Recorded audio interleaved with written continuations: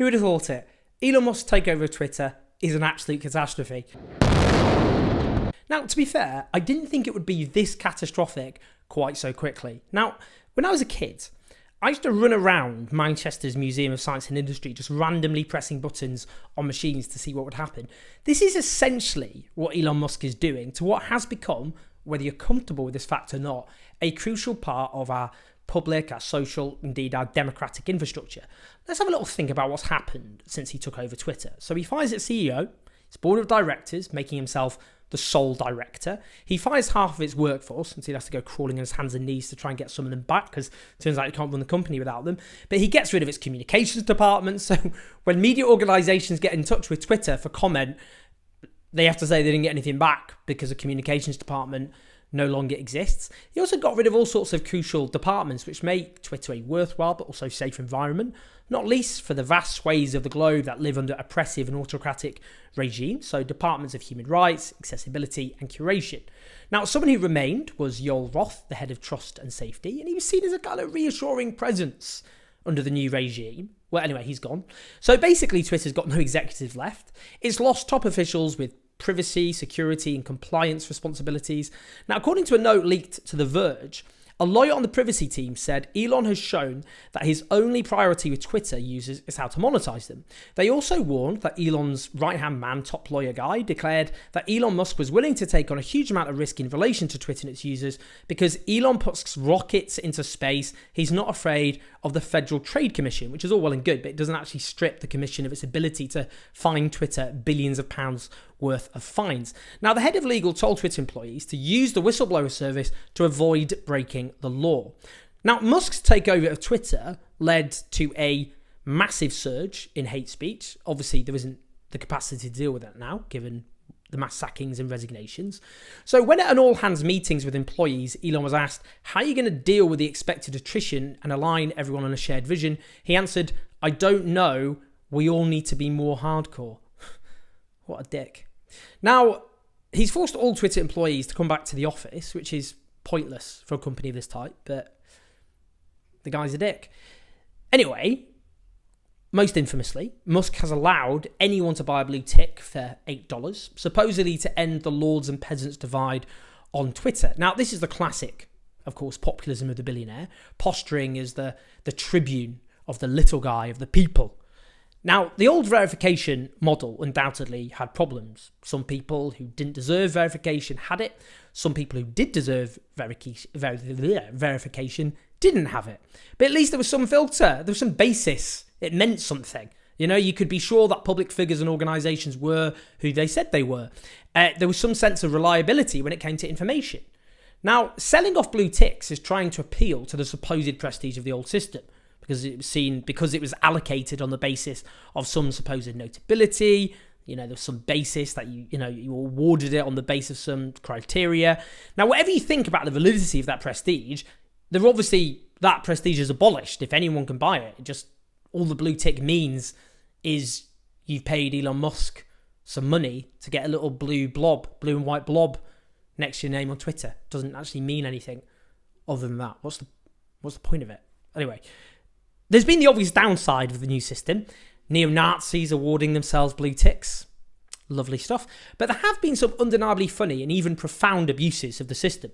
So, fake verified accounts impersonating the big pharma company Eli Lilly, announcing that insulin is now free, which it absolutely should be. Lockheed Martin declaring it's halted all weapons sales to Saudi Arabia, Israel and the US until further investigation into their record of human rights abuses. George W. Bush declaring, I miss killing Iraqis, quote tweeted by Tony Blair, declaring, same TBH.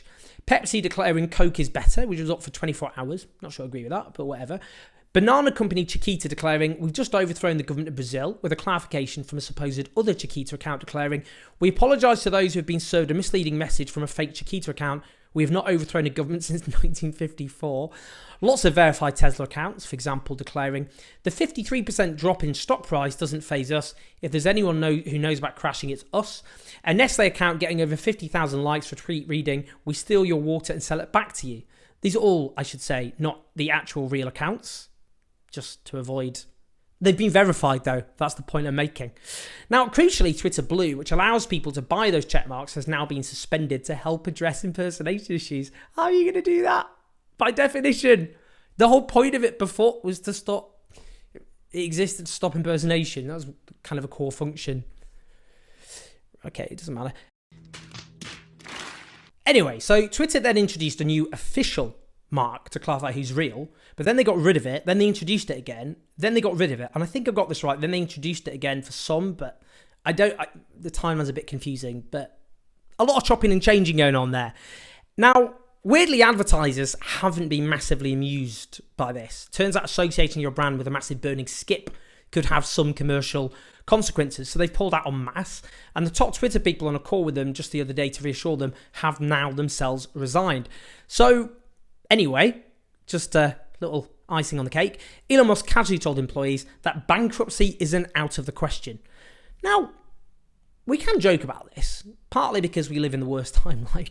You know, it's been years of chaos. Might as well let it wash over you at some point, just for your own sanity. But, you know, I mean, partly, you know, are any of us going to lie on our deathbeds thinking, oh, I wish I'd spent more time on Twitter? Seems unlikely.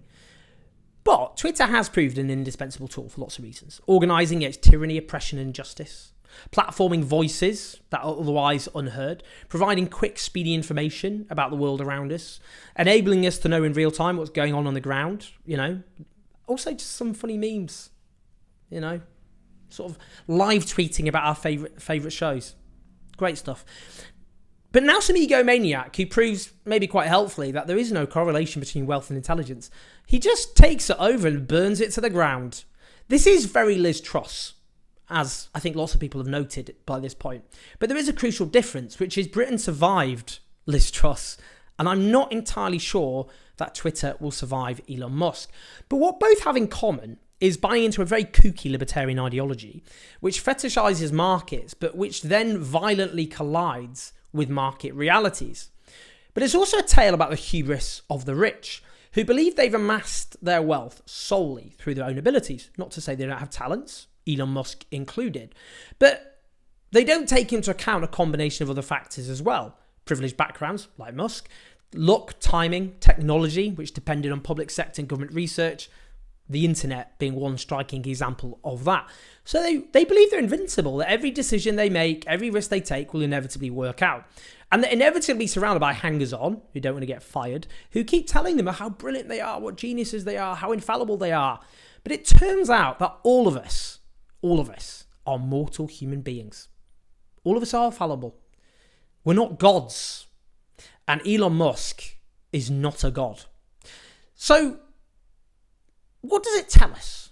What does it tell us this? If we think about it a bit more profoundly, that a crucial piece of infrastructure, which whether we like it or not, we do depend on, can simply be tossed around as playthings of the rich who, like an aggressive toddler, just smashing a toy against the wall until it breaks, then destroys them with monumental consequences all around the world. Now, I doubt the backers of Elon Musk's takeover of Twitter, which includes Saudi Arabia and Qatar, which has led President Biden, incidentally, to rightly suggest that those backers should be investigated. I doubt they will be gutted if Twitter goes under. But there will be profound consequences for society, for our democracies, particularly in these troubled times in which I would say threats to democracy are ever rising and have been for a very long time.